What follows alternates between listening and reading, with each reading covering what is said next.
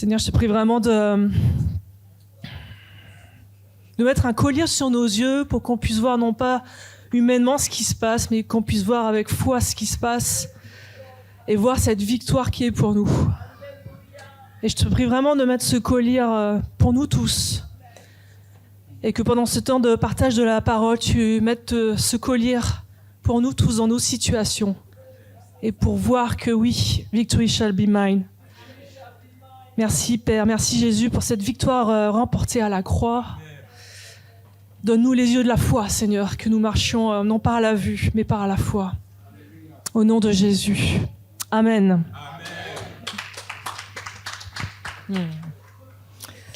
Alors dimanche dernier, si vous vous souvenez bien, on avait vu les paraboles de Luc 15, qu'on appelle les paraboles de la grâce. Vous vous souvenez, il y avait la double parabole, la parabole de la brebis perdue et de la drachme perdue. Et puis il y a aussi la parabole du plus connu sous le nom du fils prodigue, mais que je préfère appeler des deux fils perdus. Et juste pour faire une petite synthèse pour ceux qui n'étaient pas là, on avait vu deux éléments essentiels. Le premier, c'est que Dieu cherche éperdument les cœurs perdus. Éperdument. Que ce soit des gens qui ne connaissent pas Christ, ou que ce soit des chrétiens qui sont dans la maison de Dieu, mais qui ont un domaine dans leur cœur où Christ n'a pas encore pris toute sa seigneurie, où Christ n'est pas encore complètement présent. Et la deuxième chose qu'on avait vu hyper important, c'est qu'il y a un double mouvement. C'est le mouvement de Dieu éternel depuis la nuit des temps qui va vers l'homme, qui a donné son fils Jésus-Christ pour sauver l'homme, c'est ce qu'on a célébré avec la scène, qui vient vers l'homme pour donner la grâce, pour donner le pardon. Ça, c'est le mouvement de Dieu éternel qui cherche depuis la nuit des temps et qui te cherche encore. Et on avait vu aussi le mouvement de l'homme qui doit aussi se tourner vers Dieu, c'est le chemin de la repentance pour aller vers lui. C'était les deux principales choses qu'on avait vues. Et aujourd'hui, ce que je veux faire, c'est aller un peu plus en détail dans la double parabole de la brebis perdue et de la drachme perdue. Et puis dimanche prochain, ce sera Nicolas qui parlera de la parabole des fils perdus. Donc on va aller un peu plus dans le détail. Et pour rester dans ce thème des paraboles de la grâce, le titre de mon message ce matin sera « Qui cherchera les cœurs perdus ?» Qui cherchera les cœurs perdus? Rappelez-vous, je vous avais aussi dit, pour bien comprendre ces paraboles, la clé, c'est les deux premiers versets. Donc on va les relire, les deux premiers versets. Tous les publicains et les gens de mauvaise vie s'approchaient de Jésus pour l'entendre. Et les pharisiens et les scribes murmuraient, disant « Cet homme accueille des gens de mauvaise vie et mange avec eux. » Et je vous avais dit, les deux clés pour comprendre la parabole, c'est que, Jésus, oui, cherche les pécheurs, il les accueille, il veut passer du temps avec eux. Et j'avais expliqué que le péché, c'est pas seulement le péché visible que tu peux voir. En fait, le vrai péché, c'est la source. Et c'est le fait qu'à un moment donné dans ta vie, ce que dit Dieu, tu le remets en cause, tu n'y crois pas, ça brise la relation que tu as avec Dieu et ça t'emmène à pécher parce que tu es livré à toi-même. Et puis la deuxième chose que j'avais dit par rapport à ce verset, c'est que ces paraboles-là, elles s'adressent exclusivement aux pharisiens, qui voient dans les pécheurs des gens qui sont irrécupérables. Il n'y a plus de grâce pour eux, c'est pas possible. Et ils voient même en Jésus quelqu'un qui pêche, parce que Jésus va jusqu'à manger avec ces pécheurs-là et passer du temps avec. Et pour un pharisien, c'est hors de question. Tu es en train de pécher. Ils blasphèment, en fait, les pharisiens. Et leur Dieu, je vous avais dit, le Dieu des pharisiens, c'est la loi. Leur Dieu, c'est la loi. C'est pas Dieu, c'est pas la relation, c'est l'obéissance à la loi, à la virgule près. Et du coup, Jésus, dans les paraboles, il va renverser leur raisonnement, complètement. Et puis, il va leur montrer finalement, c'est quoi ma mission? C'est pourquoi je suis là, moi, Jésus? C'est quoi la mission de Dieu? C'est quoi le cœur de Dieu? C'est qui Dieu? Qui est vraiment Dieu? Moi, je vais vous dire qui est vraiment Dieu. Et donc, on va relire cette double parabole. Mais il leur dit cette parabole.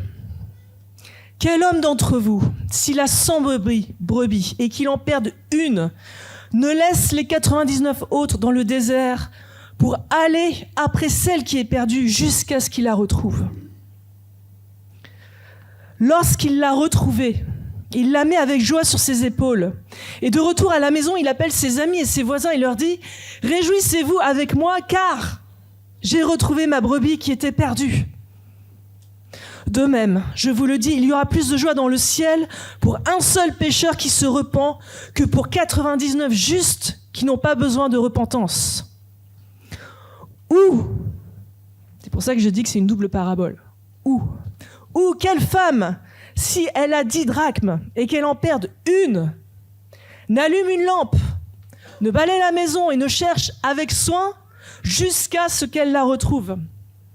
Lorsqu'elle l'a retrouvée, elle appelle ses amis et ses voisines et dit « Réjouissez-vous avec moi, car j'ai retrouvé la drachme que j'avais perdue. » De même, je vous le dis, il y a de la joie devant les anges de Dieu pour un seul pécheur qui se repent. Du coup, là, ce matin, mon message, il va se décomposer en 2 parties. 1, qu'est-ce qu'on apprend de Dieu avec cette double parabole ? 2, qu'est-ce qu'on apprend sur l'homme ? Première partie. Qu'est-ce qu'on apprend sur Dieu ? Vous avez compris, là, le berger qui va chercher sa brebis perdue, ça symbolise Dieu qui cherche le cœur de l'homme. Et l'image du berger est souvent utilisée dans les psaumes. Vous savez, l'Éternel est mon berger, je ne manquerai de rien. Souvent utilisée par les prophètes qui dénoncent les faux bergers. Ils dénoncent les faux bergers. Mais ce qui est notable, en fait, dans cette double parabole, c'est que la femme aussi qui cherche la drachme symbolise Dieu. Donc ça veut dire que Jésus, pour parler de Dieu, il utilise l'image du berger, un homme, et le berger à l'époque, on en reparlera, mais c'est un statut social assez bas. Et Jésus utilise l'image de la femme pour parler de Dieu. Donc ça veut dire que Dieu, en fait, Dieu le Père, Dieu le Fils, Dieu le Saint-Esprit, Dieu, en fait, a les attributs de l'homme, mais il a aussi les attributs de la femme. C'est OK ça pour vous ? Dieu a les attributs de l'homme, mais il a aussi les attributs de la femme. Alors évidemment, quand on dit Dieu le Père, Dieu le Fils, Dieu le Saint-Esprit, c'est beaucoup plus simple de se dire que Dieu est homme. C'est évident. Mais c'est pas ce que Jésus dit quand il parle de Dieu, puisqu'il utilise la femme. Et c'est pas ce que nous dit la Genèse aussi. La Genèse nous dit Dieu créa l'homme à son image, il le créa, homme et femme. Donc l'image de Dieu, elle est dans l'homme et dans la femme. Donc, la femme porte les attributs de Dieu et l'homme porte les attributs de Dieu. Donc, en Dieu, on a les attributs de l'homme, on a aussi les attributs de la femme. Vous m'avez suivi ? Ok. Et on a d'autres versets comme ça qui nous parlent de Dieu avec des attributs féminins. Ésaïe. Une femme oublie-t-elle l'enfant qu'elle allait ? N'a-t-elle pas pitié du fruit de ses entrailles ? Quand elle l'oublierait, moi je ne t'oublierai point. Voici, je t'ai gravé sur mes mains. Tes murs sont toujours devant mes yeux. C'est extraordinaire comme verset. Dieu comme ta mère, qui ne t'oublie pas. Ton prénom est gravé dans les mains de Dieu. Dans l'Ancien Testament, dans le Nouveau Testament, on a un autre verset aussi. C'est Jésus qui parle. Jérusalem, Jérusalem, qui tue les prophètes et qui lapide ceux qui te sont envoyés. Combien de fois ai-je voulu rassembler tes enfants comme une poule rassemble sa couvée sous ses ailes, et vous ne l'avez pas voulu. Donc vous voyez ici dans ces 2 versets, on voit que Dieu apparaît comme une mère. Une mère qui ne veut pas perdre son enfant. Une mère qui ne peut pas oublier son enfant. Une mère qui veut tous ses enfants autour d'elle. Et notre Dieu a ces attributs-là aussi. Nos parents, ils ont été imparfaits avec nous. Mais parce que l'homme est imparfait. Et nous-mêmes, en tant que parents, on est imparfaits. Je le redis à tous les parents, vous êtes imparfaits. Comme moi, je suis imparfaite en tant que mère. Et ne vous mettez pas cette pression-là de se dire « je ne suis pas une mère assez à la hauteur, je ne suis pas un père assez à la hauteur ». On est imparfait, d'accord ? Mais heureusement, et comme je l'avais dit la dernière fois dans ma série sur le pardon, heureusement qu'on a le pardon pour nous réconcilier avec nos enfants. Donc on fait du mieux là où on peut et avec qui on est. Et si tu as eu des relations difficiles, dures et peut-être violentes avec un père, avec une mère, et je sais que c'est pas forcément facile, mais je voudrais vraiment t'inviter à voir Dieu comme ce père parfait et comme cette mère parfaite pour toi. De le voir comme ça parce qu'il veut restaurer en fait l'image qu'on a de nos pères terrestres, l'image qu'on peut avoir de notre père et de notre mère terrestre. Parce que Dieu se manifeste et se décrit comme ça avec ses attributs de père et ses attributs de mère. Donc tu as un Dieu qui est pour toi comme un père parfait, une mère parfaite. Et j'insiste juste sur le mère parfaite. La mère qui n'oublie pas son enfant. La mère qui ne peut pas oublier son enfant. Même si tu as pu être oublié par ta maman, mais en tout cas, Dieu qui est parfait, il ne peut pas t'oublier.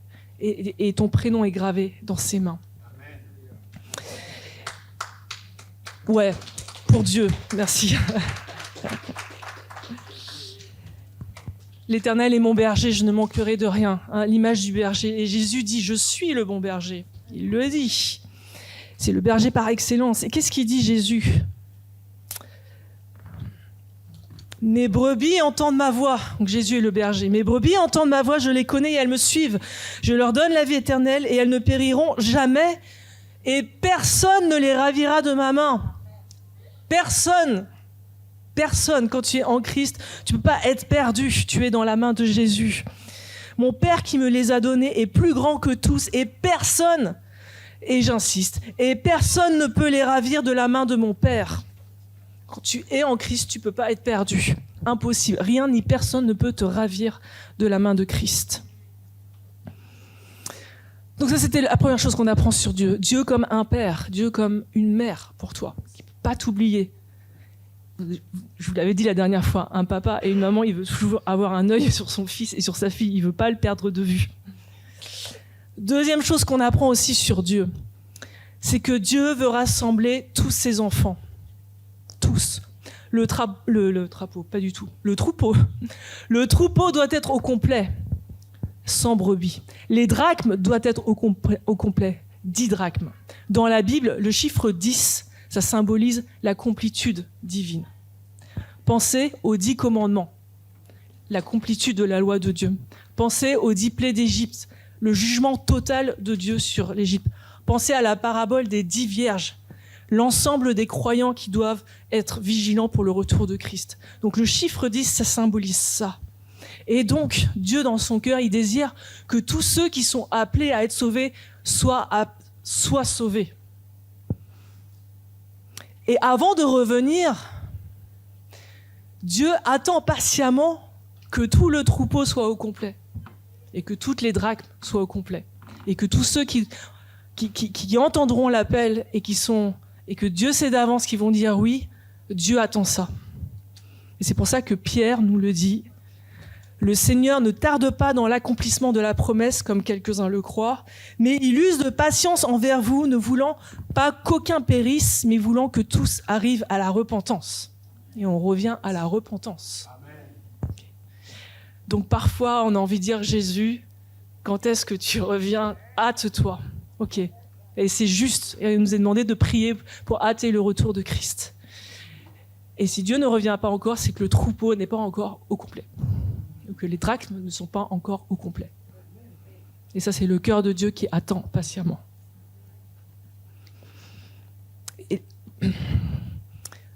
Ouais. L'homme a une valeur, mais tellement précieuse aux yeux de Dieu. J'ai déjà eu l'occasion de prêcher là-dessus, mais c'est tellement précieux, une vie humaine, qui fait que Jésus ne reviendra pas tant que cette vie humaine aura dit oui à Christ. C'est extraordinaire, cet amour de Dieu. Parce que Jésus languit pour retrouver son épouse et son église. Mais il faut que le troupeau soit au complet.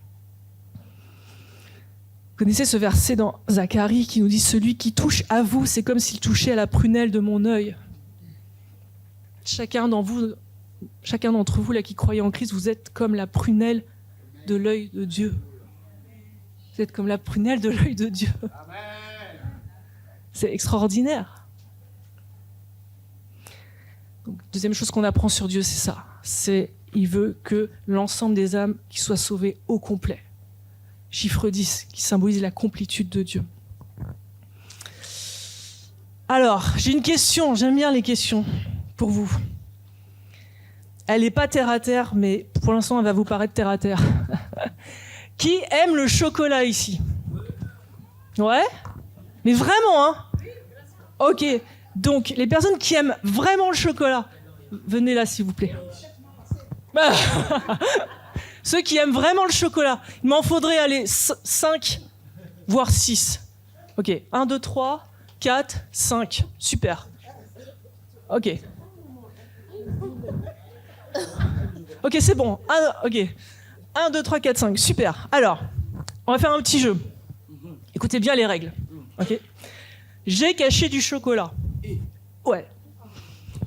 Je vais vous délimiter la zone où je l'ai caché. D'accord? C'est pas sur l'estrade. Ok? Donc, c'est entre l'estrade. Ok? Donc là, et vous n'allez pas sur l'estrade. C'est entre l'estrade et les 2 premiers rangs. Vous n'allez pas au-delà des 2 premiers rangs comme ça. Et celui qui trouve le chocolat, c'est pour lui. Et vous avez le droit de chercher. Il faut bien chercher, hein? Avec soin. Non, mais vous cherchez... mais vous cherchez pas, là, pour quelqu'un qui aime beaucoup le chocolat, là. Faut chercher, les amis, là.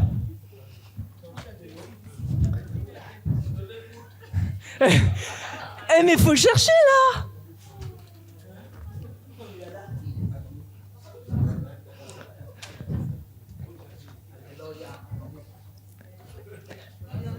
Faut vraiment bien chercher, hein.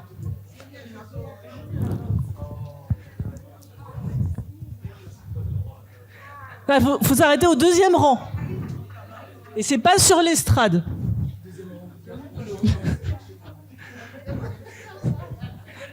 Vous voulez vraiment manger du chocolat ou pas, là? Mais vous voulez vraiment manger du chocolat ou pas? Ah ok, mais faut vraiment chercher, là. Les gens, là. Vous cherchez pas assez, là. Avec soin. Bon, sinon, je vais faire du chaud et froid, hein, comme avec les enfants. Mais bon. Bon, Clotilde, tu te réchauffes. Clotilde, tu te réchauffes. Vous vous réchauffez, là. Ouais, là, ça se réchauffe bien. Mais ça brûle un peu, là. Ouais, ça brûle. Là, tu te refroidis. Là, tu te refroidis, là. Tout à l'heure, voilà, là... Non, là, c'est froid. Là, ça se réchauffe. Là, ça brûle. Oh, oh.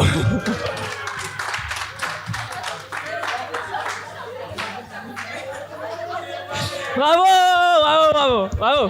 Vous pouvez applaudir, bravo, c'est pour toi.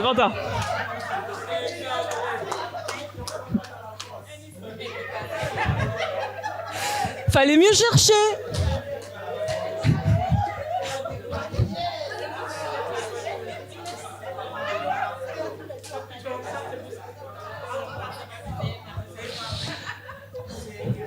Fallait mieux chercher.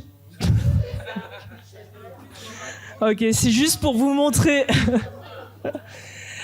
Là, le petit jeu, là, c'est juste pour vous montrer que quand Dieu cherche vraiment.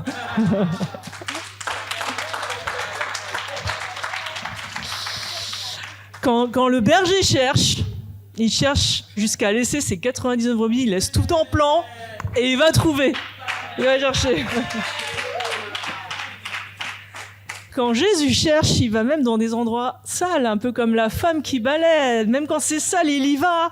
Il se retrousse les manches. Même quand c'est obscur, là, il y a de la poussière et tout, mais il y va. Parce qu'il veut trouver. C'est le père et la mère qui veut trouver son enfant. Dieu cherche. Dieu te cherche. Donc, où que tu sois, même là où tu veux te cacher, parce qu'il y a de la honte, peut-être de la colère, de la tristesse, de l'incompréhension, Dieu te cherche. Et il veut te ramener avec lui, près de lui, comme la maman près de son sein, là, dans le troupeau, dans la maison. C'est là, en fait, ta destinée, ton lieu d'arrivée. C'est dans la maison, c'est près du cœur. Et vraiment, je veux t'encourager ce matin, si tu te sens perdu, Et je l'ai dit, se sentir perdu, c'est soit tu crois pas en Christ, mais soit il y a quelque chose de perdu en toi, dans ton cœur. Ok ? Dieu cherche ce truc-là.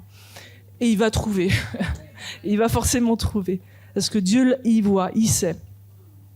Et même si c'est un lieu où tu te dis, personne ne me comprend, personne ne peut me comprendre, personne ne m'aime, personne ne peut m'aimer, Dieu peut. Dieu comprend, Dieu t'aime, Dieu voit, Dieu sait. Donc voilà, ça c'est la troisième chose qu'on apprend sur Dieu. Dieu cherche éperdument. Quatrièmement, Dieu, qu'est-ce qui se passe quand il a trouvé ? C'est la joie. La joie, lorsqu'il a retrouvé, il la met avec joie sur ses épaules. Réjouissez-vous avec moi. De même, je vous le dis, il y aura plus de joie dans le ciel pour un seul pécheur qui se repent que pour 99 justes. La joie de Dieu quand il retrouve ce qui a été perdu. La femme, c'est pareil. Vous voyez le parallèle, elle appelle ses amis, ses voisines. Réjouissez-vous avec moi. Je vous le dis, il y a de la joie devant les anges de Dieu pour un seul pécheur qui se repent. La joie, cette joie d'avoir trouvé le chocolat. T'es contente, Eva, d'avoir trouvé le chocolat? Et puis peut-être la joie pour la famille qui aime le chocolat aussi, du coup, qui va pouvoir partager. La joie de trouver ce qui m'appartient. La joie de Dieu qui retrouve ce qui lui appartient. Et je peux pas trop spoiler, mais j'aimerais tellement parce que mon cœur est en joie. Mais je peux pas spoiler, donc soyez là le 7 septembre.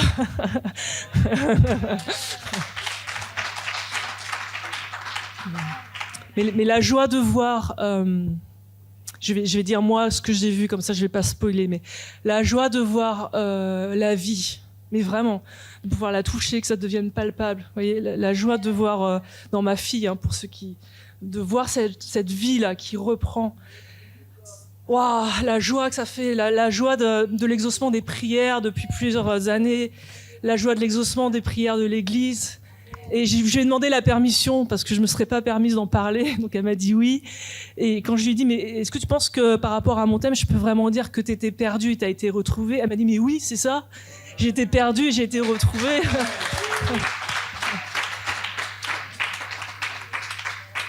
Donc voilà, la joie, voilà, forcément en tant que parent, mais la joie de Dieu, waouh, qu'on peut pas imaginer. Et on veut se réjouir pour le 7 septembre de cette joie aussi, de quelqu'un qui a été perdu mais retrouvé. La joie de Dieu. Donc, sur cette première partie, ce que je voulais dire, ce qu'on apprend de Dieu, c'est que Dieu est ce parent parfait, une mère qui t'oublie jamais, qui te veut près de lui. Deuxièmement, que Dieu désire que tous ceux qui sont prédestinés à être sauvés soient sauvés, que le troupeau soit complet, que les drachmes soient complètes. Que Dieu, il a déjà tout fait pour te chercher depuis l'éternité et qui cherche encore. C'est éternel. Vous voyez ce que je veux dire? C'est déjà et pas encore, mais c'est éternel. Dieu te cherche de manière éternelle. Et la joie de Dieu lorsque ce qui est perdu est retrouvé. Voilà ce qu'on apprend de Dieu, ces 4 points qu'on apprend de Dieu. Alors maintenant, qu'est-ce qu'on apprend sur l'homme? Ma deuxième partie. Donc, je vous l'avais dit, les paraboles de Jésus, elles s'adressent pour les pharisiens. Et Jésus interpelle les pharisiens parce qu'il va les plonger dans des scènes du quotidien. Jésus va les mettre dans la peau d'un berger. Il va dire, quel homme d'entre vous, s'il a 100 brebis. T'es sérieux là, Jésus? Je suis pharisien. T'es en train de me mettre dans la peau d'un berger? Je suis pharisien. Ne me mets pas dans la peau d'un berger. Le pharisien, c'est l'élite de la société. Le berger, c'est en bas. Le berger, à l'époque, il était méprisé. Le berger, à l'époque, il n'avait pas le droit de témoigner dans un procès. Il était considéré comme menteur, malhonnête. T'es en train de me parler d'un berger, quoi. C'est quoi ce truc? Et puis en plus, après, tu me parles comme si j'étais une femme. C'est sérieux? La femme, à l'époque... Quand on lit dans les écrits extra-bibliques, les pharisiens remerciaient Dieu qu'ils n'étaient pas nés comme femmes. Ok? Donc là, Jésus il est en train de leur dire, si vous étiez un berger ou si vous étiez une femme. Ok, d'accord. Donc il les fait descendre de leur statut social. Ok? Et au contraire, Jésus il met à l'honneur le berger et il met à l'honneur la femme. Il renverse les codes sociaux, il renverse les statuts sociaux. Et dans les deux histoires, en fait, les pharisiens, ils ne peuvent que approuver ce que fait le berger et la femme. Ils peuvent que dire qu'ils ont raison. Bah oui, ils ont raison. Ils ont raison de réagir comme ça. Ton statut social, c'est pas important, mon ami. Je répète, ton statut social n'est pas important, mon ami. Ne cours pas après un statut social. Jésus était charpentier. Paul fabriquait des tentes. Cours plutôt après le cœur de Jésus. Ne cours pas après le statut social, cours après le cœur de Jésus. Jésus dit quoi ? Je suis doux et humble de cœur. Je suis doux et humble de cœur. Matthieu 11, 29. On a besoin de rester enseignable, d'avoir ce cœur humble, contrairement aux pharisiens. On a besoin d'avoir conscience de dire qu'on a toujours besoin d'être enseigné, qu'on ne sait pas tout. Mais qui peut prétendre tout savoir sur Dieu ? Qui peut prétendre connaître toute la Bible ? Qui peut prétendre connaître toute la pensée de Dieu ? Qui peut prétendre connaître les plans de Dieu, les décrets de Dieu ? C'est pas possible. Qui sera élevé ? Qui sera élevé ? Celui qui s'abaissera. Ne cours pas après un statut social. Première chose. Deuxième chose. Je relis. De même, je vous le dis, il y aura plus de joie dans le ciel pour un seul pécheur qui se repent que pour 99 justes qui n'ont pas besoin de repentance. C'est qui les justes ? Jésus s'adresse aux pharisiens. En gros, il est en train de dire, je m'occupe pas de vous, je suis pas avec vous, parce que vous êtes justes, ou du moins vous vous considérez comme justes, mais en fait les pharisiens sont perdus parce qu'ils n'ont pas conscience qu'ils sont pas justes. Donc, c'est qui les perdus ? Si nous prétendons n'être coupables d'aucun péché, nous vivons dans l'illusion. Si nous prétendons n'être coupables d'aucun péché, nous vivons dans l'illusion.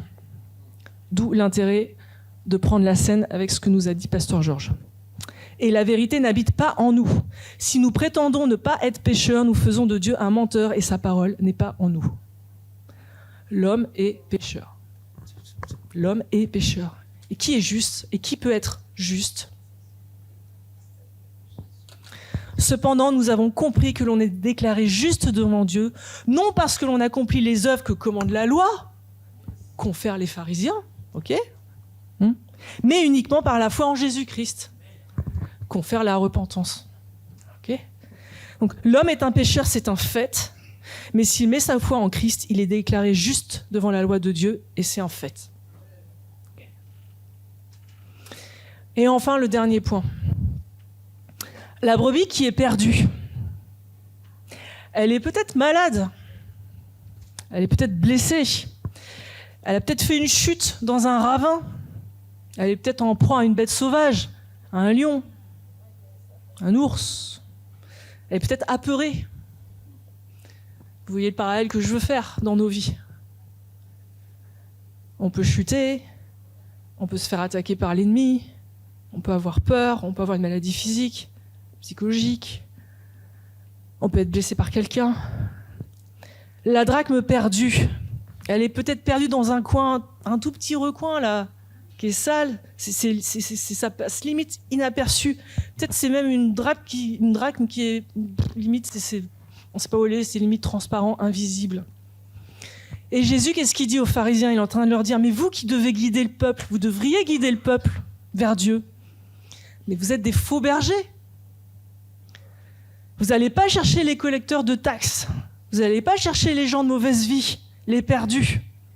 Vous vous salissez pas les mains. Vous mettez pas les mains dans le cambouis. Vous n'allez pas les chercher comme la femme là qui balaye et qui cherche avec soin, qui remue la poussière. Là.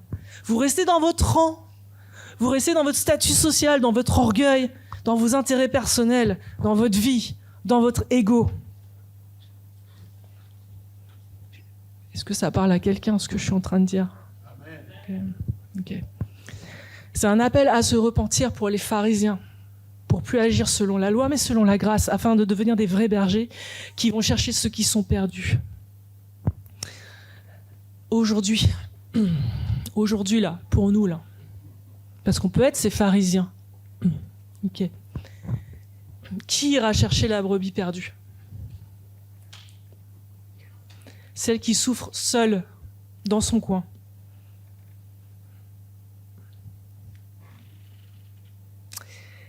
Qui ira chercher la drachme perdue ?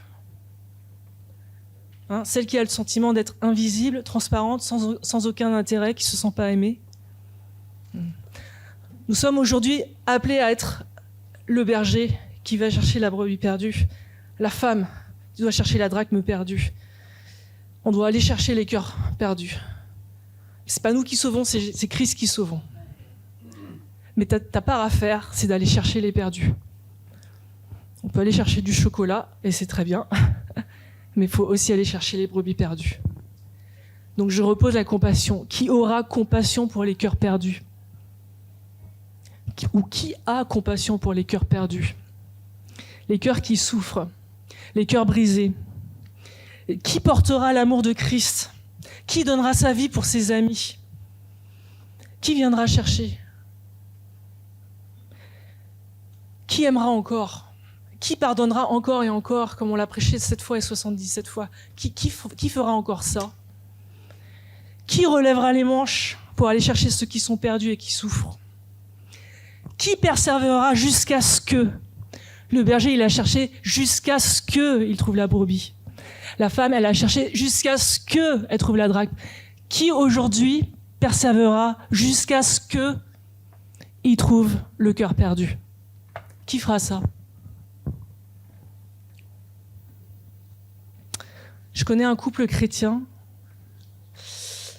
dont la femme a eu des relations extra-conjugales avec une femme. Et c'était une période hyper éprouvante pour le mari. Forcément, vous imaginez. Et du coup, le mari il se posait la question, je pars, je reste. Parce qu'en soi, il pouvait partir, vu la situation.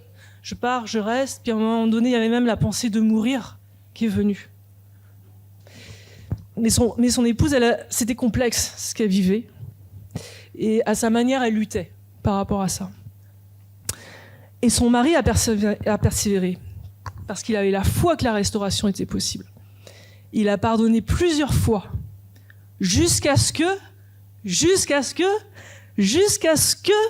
le miracle ait lieu et que le couple soit restauré. Il a eu compassion jusqu'à ce que. Il a tenu jusqu'à ce que. Je suis pas en train de dire qu'il faut toujours agir comme ça dans cette situation-là. Vous voyez bien l'idée. Mais c'est pour vous montrer que aujourd'hui, qui aura la persévérance de chercher le cœur perdu jusqu'à ce que on le trouve ? Qui aura compassion d'un cœur perdu jusqu'à ce que on le trouve ? Donc, qu'est-ce qu'on apprend sur l'homme ? La nécessité d'avoir un cœur humble, qui ne cherche pas le statut social, mais qui cherche à ressembler au cœur de Jésus, qui reste enseignable. 2, l'homme est pécheur. Il sera justifié que par la grâce en Christ, le sacrifice en Christ, pas par les œuvres, pas par la loi, pas par l'obéissance, pas par les rites, pas par la religion, par Christ. Et 3, l'urgence d'avoir un cœur pour les cœurs perdus. L'urgence d'être ce berger qui cherche la brebis perdue. L'urgence d'être cette femme qui cherche la drachme perdue.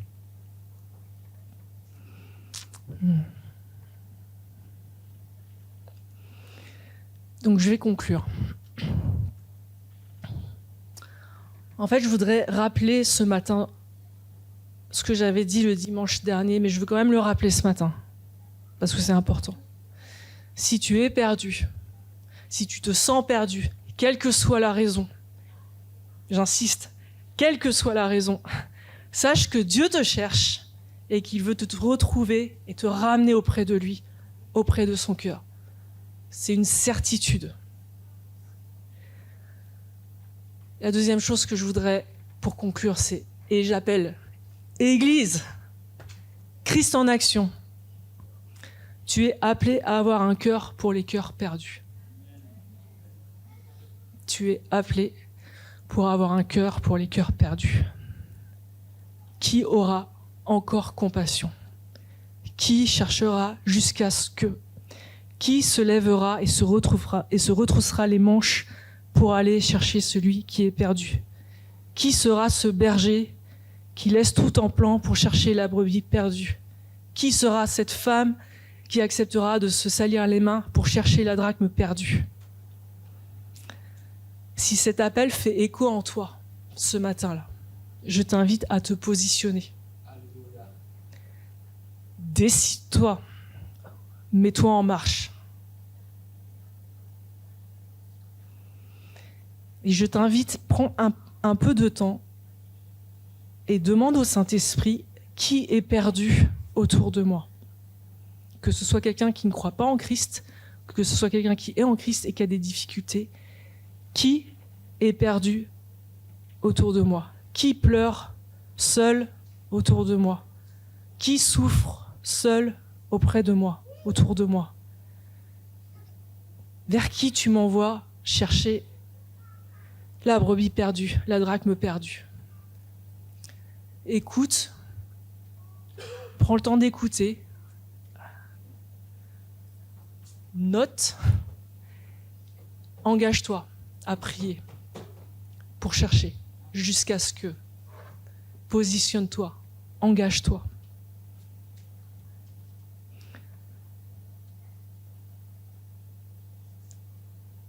Et encore une fois, ce qui est perdu, c'est à la fois ceux qui ne connaissent pas Christ, mais aussi ceux qui peuvent connaître Christ.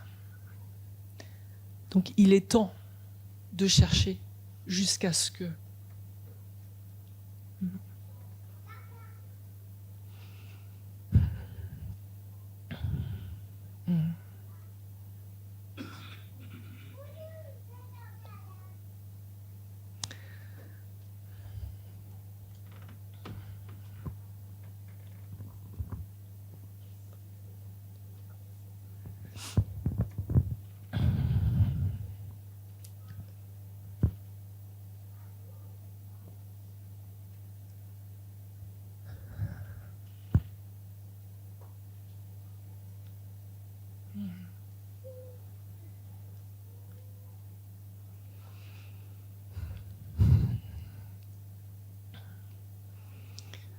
Je vais juste conclure par une prière. Ceux qui le veulent, ce n'est pas une obligation, vous pouvez vous lever comme vous le sentez. Tu peux aussi choisir de te lever pour te positionner, t'engager.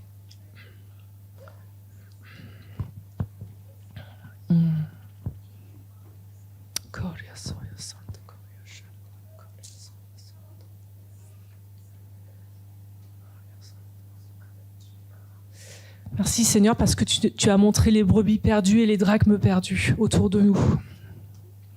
Et je te prie de continuer à nous montrer ces brebis perdues, ces drachmes perdus. Et tu vois ton Église qui se sent concernée et qui se lève pour être ce berger, pour être cette femme. Je te prie, Seigneur, de déverser encore plus ton amour dans les cœurs. Que la motivation soit vraiment ton amour divin. Je te prie d'équiper ton Église pour aller chercher jusqu'à ce que... Je te prie d'équiper ton Église de persévérance dans la prière. Je te prie d'équiper ton Église de discernement dans ceux qui souffrent, dans ceux qui sont perdus. Je te prie que nous marchions tous à ton image. Toi, le berger parfait, le bon berger, toi en qui on peut trouver le Père parfait, toi en qui on peut trouver la Mère parfaite.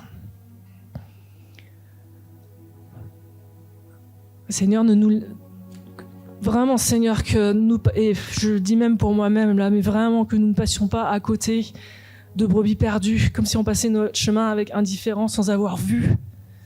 Mais au contraire, Saint-Esprit, vraiment, parle à nos esprits. Parle à nos esprits, montre-nous l'urgence, montre-nous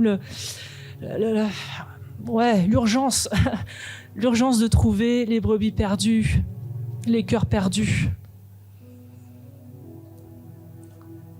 Élargis nos cœurs, élargis notre compassion. Seigneur, que notre cœur bat comme ce cœur de berger que tu es, comme le cœur de cette femme qui a cherché cette drachme, que nos cœurs battent, Seigneur, comme toi tu cherches éperdument, éternellement, celui qui est perdu. Que nous soyons ces instruments entre tes mains, Seigneur. Merci Seigneur pour tous ceux qui... Tu connais les cœurs, tu sens ce qui s'est passé dans les cœurs, mais tous ceux qui se sont positionnés, Seigneur, ceux qui ont reçu un nom, ceux qui ont visualisé quelque chose, vraiment je les bénis en ton nom et je te prie qu'ils voient les fruits, Seigneur, qu'ils voient quelque chose vraiment se débloquer dans ces situations, qu'il y ait vraiment quelque chose, une transformation de vie, qu'on puisse voir la vie, car ce qui était perdu est retrouvé, ce qui est mort est revenu vivant, Seigneur, que vraiment les yeux puissent voir la vie à nouveau autour de ces personnes-là, que la vie prenne le dessus, que ta vie, Jésus, prenne tous ses droits, Seigneur. Et que ça puisse réjouir nos cœurs, Seigneur, que ça puisse réjouir ton cœur, parce qu'il y a tellement de joie à trouver ce qui était perdu. Donc merci, Seigneur, aussi de combler de joie nos cœurs qui veulent t'obéir et te suivre. Merci, Père. Et je prie encore, Seigneur, pour ceux qui peuvent encore se sentir perdus. Parle à leur cœur, dis-leur que tu es là, tu les cherches. La main est tendue, les bras sont ouverts. Et je te prie que les cœurs encore se tournent vers toi pour être retrouvés, pour être choyés, pour être accueillis en tant qu'enfants, fils, filles, pour être consolés aussi, pour retrouver ce qui est vraiment un père, ce qui est vraiment une mère. Je te prie aussi de faire ce travail-là pour ces personnes-là. Merci Père pour ta parole et que cette parole soit vraiment prenne vie, prenne corps et soit incarnée dans ce que nous allons vivre pour cette semaine. Au nom de Jésus. Amen.